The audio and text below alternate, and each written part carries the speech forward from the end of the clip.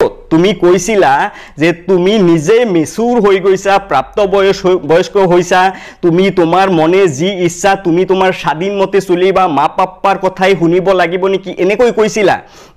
আৰু কৈছিলা যে তোমাৰ মা পাপ্পা আসলতে তোমাৰ লগত, তোমাৰ তেজৰ লগত, তোমাৰ মা পাপ্পাৰ তেজৰ লগত কোনো মানে মিল নাথাকিব, মিল নাই বুলি কৈছিলা।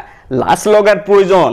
এতিয়া আকৌ কান্দি কান্দি মিডিয়াৰ সন্মুখত আহি মানে একদম সকলো কিছু সঁচা কথা কৈ আছা। আগত যিবিলাক কৈছিলা তুমি সকলো মিছা কথা। এতিয়া বৰ্তমান তুমি যি কৈ আছা লাভ জিহাদ কৈ আছা, সেইটোৱে আমি মানিব লাগিব। আৰু যিজন ল'ৰা সেইজন ল'ৰাক আমি এতিয়া মানে ধৰি লৈ জেলত থৈ দিব লাগিব না। আৰু তোমাক কি কৰিব লাগিব? তোমাক মানে গাখীৰ দি মানে গাটো ধুৱাই মানে তোমাক মানে একদম পবিত্ৰ কৰি পেলাব লাগিব ন। হিন্দু মানুহে বুজি নাপায় তোমালোকৰ ধৰে ছোৱালী যদি আমাৰ অসমত বেছি নহয় 10 জন যদি থাকে তোমাৰ দৰে ছোৱালী, জ্যোতিস্মিতা তোমাৰ দৰে ছোৱালী যদি তোমালোকৰ হিন্দু ধৰ্মত 10 জন থাকে, তেতিয়াহ'লে হিন্দু ধৰ্ম নাইকিয়া হৈ যাব পৃথিৱীৰ পৰা, ধ্বংস হৈ যাব পৃথিৱীৰ পৰা। কাৰণ তোমালোকৰ দৰে ছোৱালীবিলাক হিন্দু ধৰ্মৰ কাৰণে অধিশাপ, মা পাপ্পাৰ কাৰণে অধিশাপ। এইবিলাক কৰাৰ কাৰণে মুছলমান ল'ৰাৰ সকলৰ লগত পিলিং পালাং কৰাৰ কাৰণে তোমালোকৰ মা পাপ্পাই স্কুল কলেজত তোমালোকক ইমান কষ্ট কৰি পঠাই দিছিল নেকি?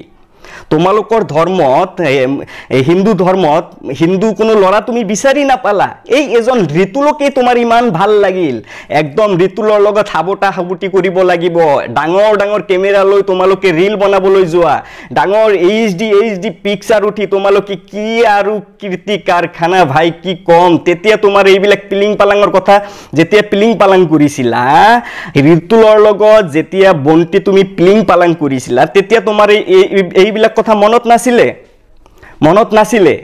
তুমি যিবিলাক কৈ আছা, আকৌ কৈ আছা আশৰাফুলৰ কথা, বিধায়ক আশৰাফুলক আকৌ টানি আনি আছা।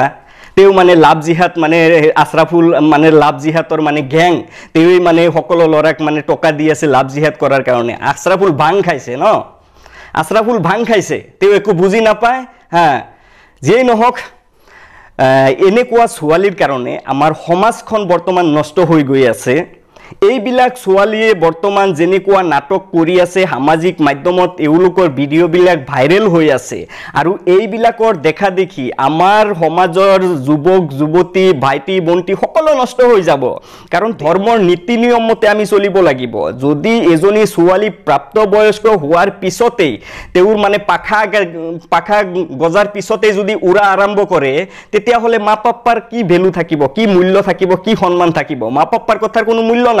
মেচিউৰ হৈছে, যি ইচ্ছা তাকে তাৰ লগতে পিলিং পালাং কৰিব, দুদিন পিছত আহিব কান্নাকাটি কৰিব, মা পাপ্পাই আকৌ সেইজনী ছোৱালীক গ্ৰহণ কৰিব লাগিব, মানে একদম সোণ ৰূপৰ পানীৰে একদম ধুৱাই পিনে পৰিষ্কাৰ কৰি ৰাখিব লাগিব ন। এইবিলাকেই আৰম্ভ হৈছে। আমাৰ আৰু অসমৰ মানুহৰ কোনো কাজ কাম নাই।